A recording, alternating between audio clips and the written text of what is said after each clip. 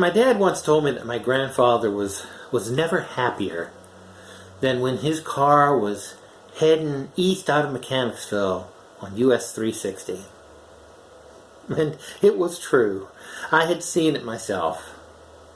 As we passed Battlefield School, he would begin to relax and settle into the bench seat of his old Chrysler. By Manquin, he would start pointing out where certain people had lived, and the house where my newlywed grandmother had tried to burn it down.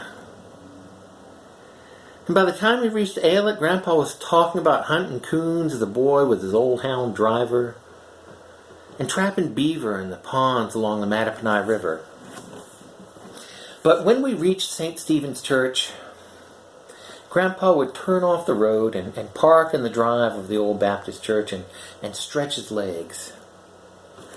He'd point to an old house across 360 and remind me that that was his grandfather's house, Patrick Henry Longest. And down the barely paved road over there was where Uncle Eddie and Aunt Belle used to live in the house that Willie Cox built back before the Civil War.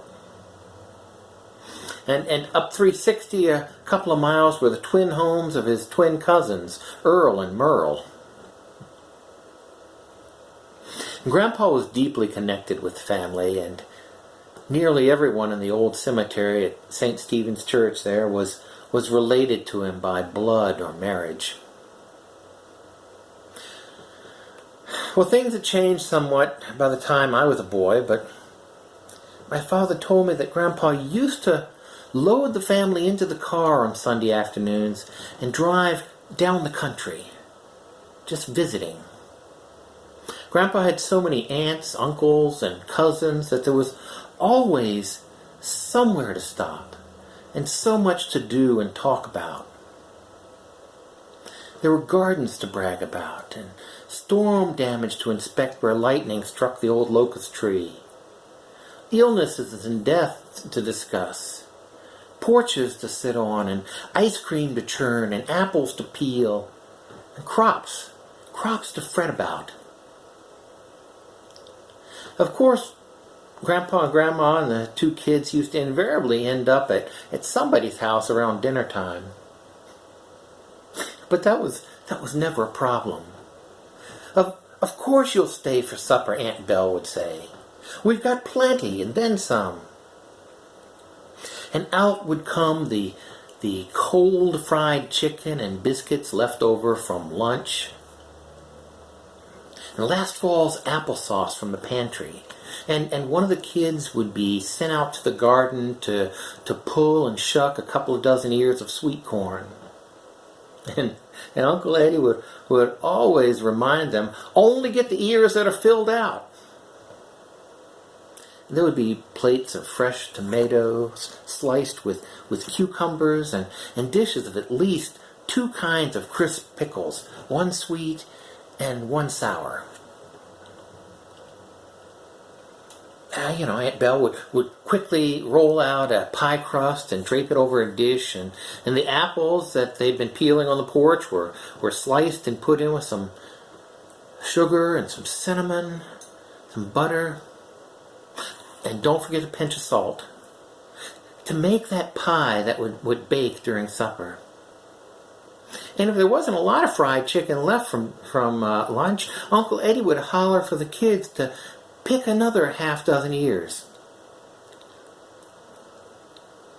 It was a memorable meal, and everything was delicious.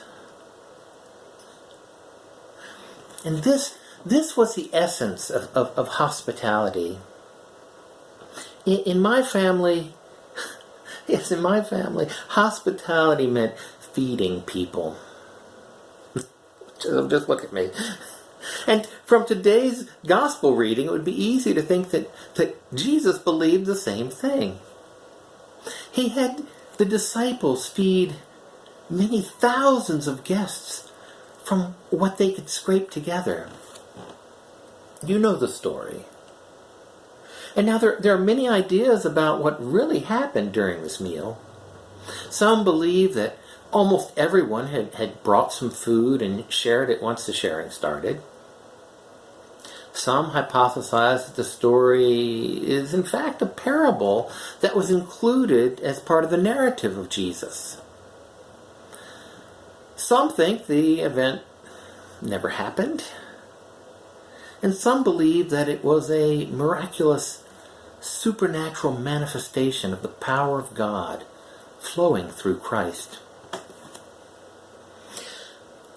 But regardless of what side of believing you come down on, the lesson of hospitality glares through the events portrayed. But hospitality is not simply feeding somebody. It is not just providing clothing or shelter or medicine. And it is not charity. Hospitality is assuming the obligation for the needs of others, regardless of whether we think it is right or we can afford it. It is assuming that obligation, providing for others, and sometimes resulting in our own privation, and never expecting obligation or even thanks in return. That's hospitality. And in a sense, that's what Christ did for us. His suffering and death on the cross and his rising again on the third day, these were not charity. These events were a gift, an obligation Christ assumed for us because we were not capable of providing it for ourselves.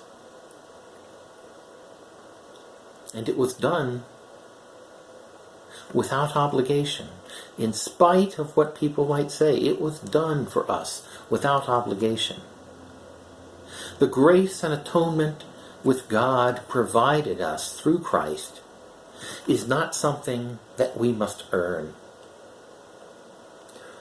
We need not return the favor of dying for Christ. We do not love God because His Son died for us. We love God simply because we're able to do so. Now, how can I explain this? When Jesus died and rose again, He restored us to our proper place in the order of creation. We became once more the image of God in creation. But we have mistaken that image as one of all-powerful, like God. And all-powerful is what we strive to be. But the true image of God is all-loving. And all-loving is what we are uniquely suited to be. We were meant to love and take care of each other, not to dominate and oppress each other. We were meant to help each other and share with each other, not to judge and to splinter into factions. We were meant to love and care for each other because that's the way God made us. When we had wandered so far astray from knowing what we were, God sent Jesus to bring us back to the way. Jesus led with love. Look at Him. He led with love, not with power. When He was brought under the boot heel of human authority and power, He submitted. He died. And He rose again to show that love cannot be conquered by hate or malice. And when we realize the indomitable strength of God's love, why would we ever choose to live with anything else?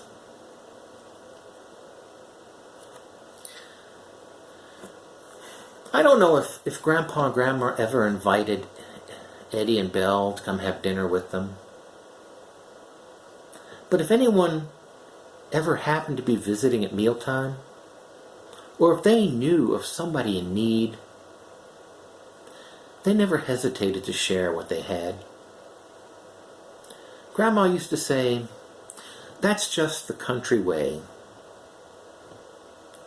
But it isn't really just the country way.